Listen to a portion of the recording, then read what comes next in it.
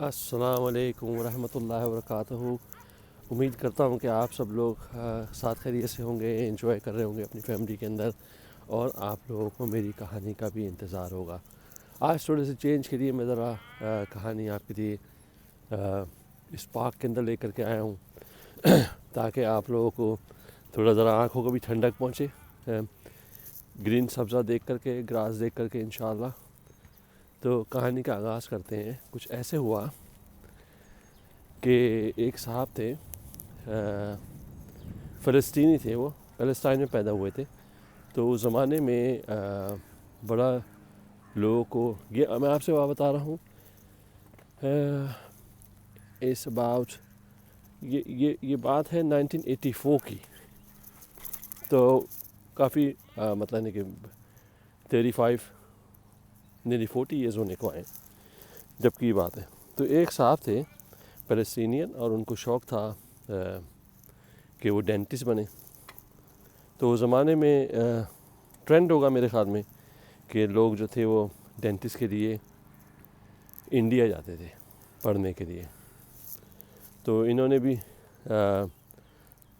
India کے اندر job apply کری ہوگی یا کورس کے لیے اپلائی کیا ہوگا، جہاں پر ان کی سلیکشن ہو گئی، اور یہ ڈیو تھے کہ انڈیا کے اندر لے جائیں اور وہاں پر ڈینٹسٹ کا کورس کریں۔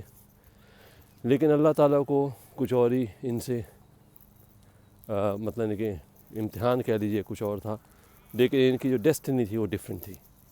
وہ میں آپ کو بتاتا ہوں کیسے۔ تو جناب انڈیا کے اندر ایک شخص تھا، اسی زمانے کی بات ہے 1984، جو کہ بہت بیمار تھا، اور وہ کلیم کرتا تھا کہ وہ نعوذ باللہ گاڈ ہے۔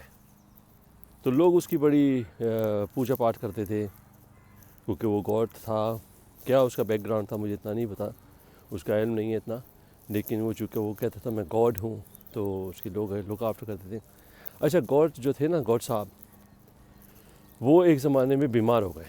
1984 کی بات ہے، جب یہ ڈینٹسٹ جو تھا، یہ جو فلسطینی تھا، یہ اس نے ڈینٹسٹ کے لیے اپلائی کرنا تھا، تو وہ جو ہے وہ بیمار ہو گئے۔ تو وہ بیمار ہو گئے تو لوگوں نے بولا کہ آپ تو گاڈ ہیں، آپ کیسے بیمار ہو گئے؟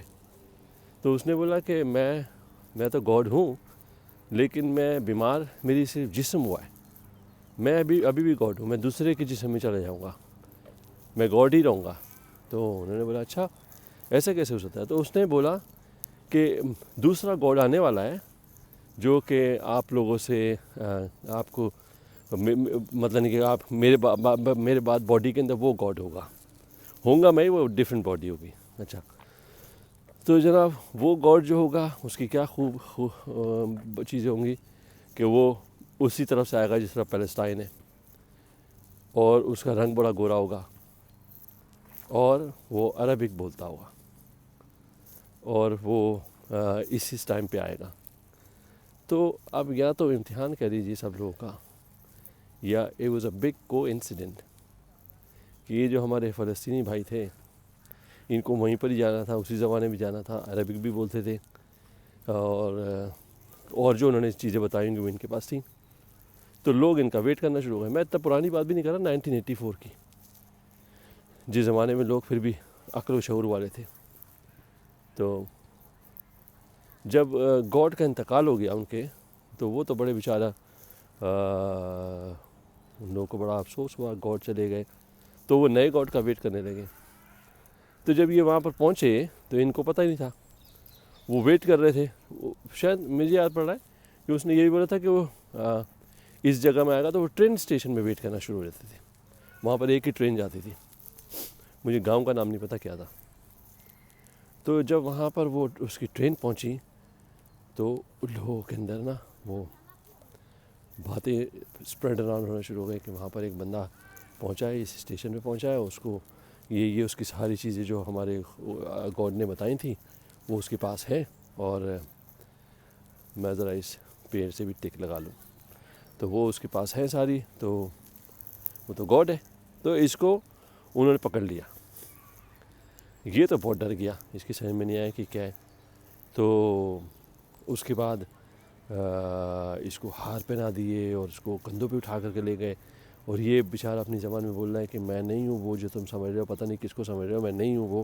اس کو خوف بھی تھا کہ پتہ نہیں کیا کر رہے ہیں میرے ساتھ. کندھوں پہ اٹھا کر کے لے گئے. تو پھر اس کو اٹھا کر کے انہوں نے ایک بڑی سی کرسی تھی اس کے اوپر جا کے رکھ دیا. اس کو بٹھا دیا. اس سے بولا تم فکر نہیں کرو، تم ہمارے گاڈ ہو.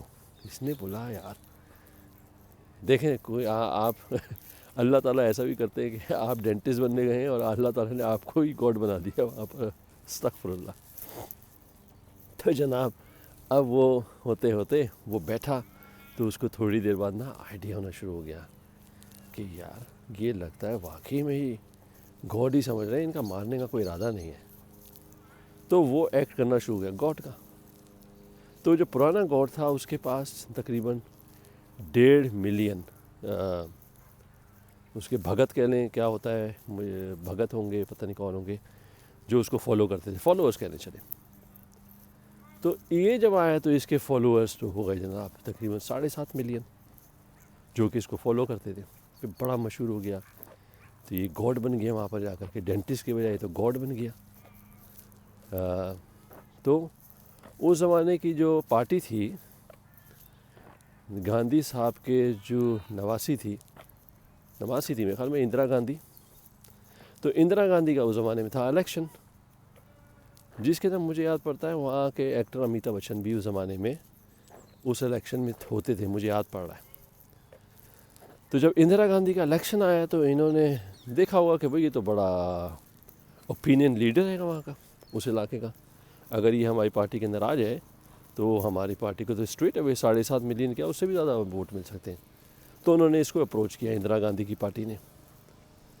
یہ کامیڈی فلم ہے، اس میں وہ کوئی سیریس والی بات نہیں ہے، ذرا ایک چھوٹا سا کامیڈی ہے کیونکہ ہم پاک میں آئے ہوئے ہیں تو ذرا ماحول بھی اچھا رہے. تو جناب وہ انہوں نے اس کو اپروچ کیا کہ بھئی آپ ہماری پارٹی میں آئیں. اس نے نہیں میں نہیں پارٹی میں جاؤں گا، میں تو گاڈ ہوں، تم مجھے کیا پولیٹیشین بنانے والے ہو، میں تو گاڈ ہوں بھائی. وہ تو گاڈ بن کے بیٹھ گیا. اچھا پھر وہ انڈیا والوں نے اپروچ کری وہاں کے جو فلسطین کے جو لیڈر تھے یاسر عرفات، ان کو انہوں نے اپروچ کیا کہ بھئی آپ ان کو کچھ سمجھائیں کہ یہ ہماری پارٹی کے اندر آ جائیں. تو انہوں نے اپروچ کیا یاسر عرفات صاحب نے. تو اس نے بولا نہیں میں نہیں آؤں گا تمہارے ساتھ، میں تو گاڈ ہوں، تم مجھے کیا بنانے لگے ہو، میں تو تمہارا بھی گاڈ ہوں. بندے کے سر سے گاڈ نہیں اتر رہا تھا بھائی. تو پھر یاسر عرفات نے جا کر کے گدافی لیبیا کے ان سے بولا بھیا ایک بندہ ہے وہ اپنے ہتھے بھی نہیں چڑھ رہا ہے، وہ بات بھی نہیں سن رہا ہے، کیونکہ ہم وہ الائنس کرنا چاہ رہے تھے کچھ انڈیا کے ساتھ. تو انہوں نے ایک بولا تھا کہ بھائی اس کو ہمارے اس میں ڈال دو، وہ نہیں سن رہا. تو گدافی نے بولا کیا کرنا چاہیے. تو انہوں نے بولا کہ تم ایک کام کرو، اس کو کڈنیپ کر کے ادھر لے آؤ. تو گدافی نے کسی طرح سے اس کو کڈنیپ کیا، انڈیا سے نکالا. تو وہ جو گاڈ تھے گاڈ سے پھر وہ انسان بن گئے واپس سے. بس جناب یہی کہانی ہے. ہوپفلی آپ لوگوں کو پسند آئی ہوگی. انشاءاللہ نیکسٹ ٹائم آپ کے لیے کوئی اور اچھی سی کہانی لے کے آؤں گا. تب تک کے لیے مجھ کو اجازت دیجیے. انشاءاللہ آپ سے ملاقات کریں گے ضرور اور جلد انشاءاللہ. السلام علیکم ورحمۃ اللہ وبرکاتہ.